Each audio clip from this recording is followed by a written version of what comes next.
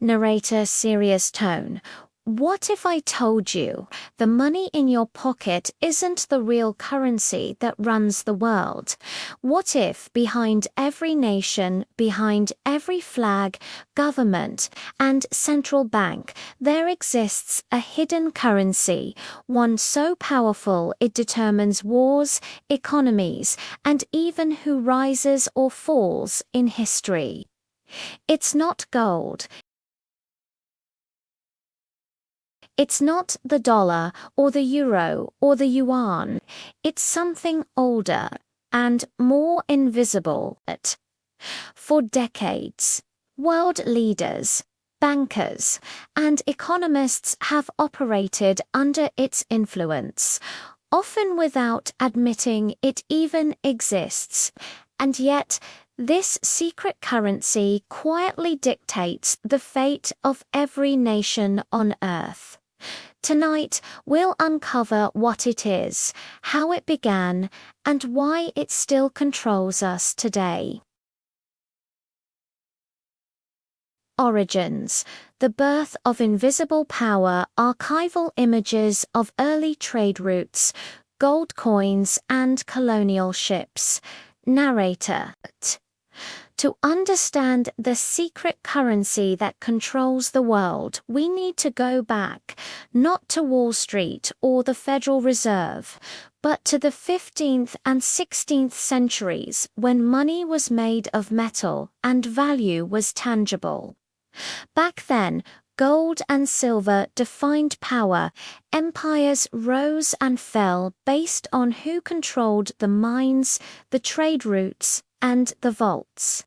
Spain's empire was built on gold stolen from the New World. Britain's dominance was backed by naval trade and the pound sterling literally backed by precious metals. But there was one problem. Gold is heavy, hard to move, hard to multiply. So bankers, the true alchemists of the modern age, began searching for a way to create wealth out of promises. In 1694, the Bank of England was born, not as a national institution, but as a private syndicate of lenders. Its purpose: to loan money to the crown in exchange for interest and influence. And with that deal, a new form of currency emerged: credit, a promise of payment, backed by nothing but trust. That promise became the seed of the invisible empire that rules today. The rise. Money from nothing cut to visuals of industrial cities, telegraphs, stock exchanges, and 20th century factories.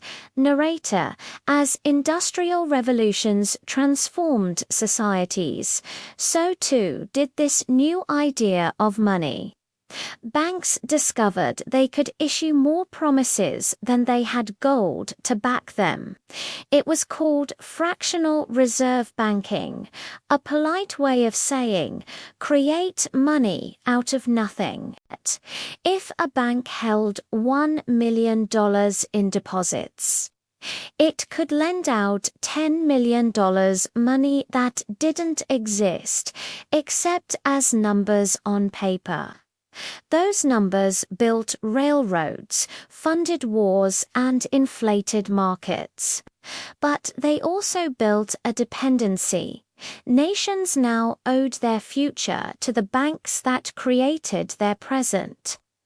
By the early 20th century, nearly every government had fallen under the same spell. Borrow now, repay later. Debt became the new gold.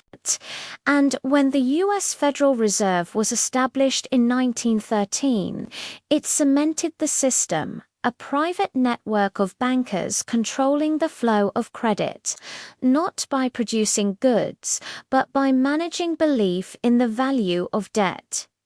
But belief is fragile, and when it cracks, the illusion shatters. The breaking point, the promise collapses. Visuals of 1929 stock crash, people waiting in breadlines, hyperinflation images from Germany. Narrator, in 1929, the illusion broke. The Great Depression exposed what happens when promises outgrow reality. Banks failed, people starved, and entire economies imploded under invisible debt. World leaders searched for fixes, but instead of dismantling the system, they expanded it. During World War II, global debt skyrocketed again, and when peace finally came, a new order was forged, the Bretton Woods Agreement of 1944. It established the US dollar as the world's reserve currency, backed by gold. For a moment, the world believed stability had returned, but that belief wouldn't last long. By 1971, President Richard Nixon made a quiet announcement that changed everything. He ended the gold standard, officially detaching the dollar from gold. From that moment on, every currency on earth became backed by nothing but confidence. Money was no longer wealth, it was a belief system. And the secret currency of the modern world, debt, finally took its throne. The fallout, the age of invisible control, footage of skyscrapers, digital stock tickers, central bank meetings, and luxury lifestyles. Narrator, after 1971, global debt began to grow exponentially. Every crisis became an opportunity to print more money, to issue more credit, to create the illusion of prosperity. Governments learned the trick. When the economy slows, print. When people suffer, borrow. When markets fall, inflate. It worked for a while. The 1980s saw booms in housing, tech, and finance. Billionaires emerged. But behind the scenes, every dollar of growth came with an equal and opposite dollar of debt. Today, the global debt exceeds $300 trillion, more than 3 times the size of the world economy. And yet, the system survives because people believe it must.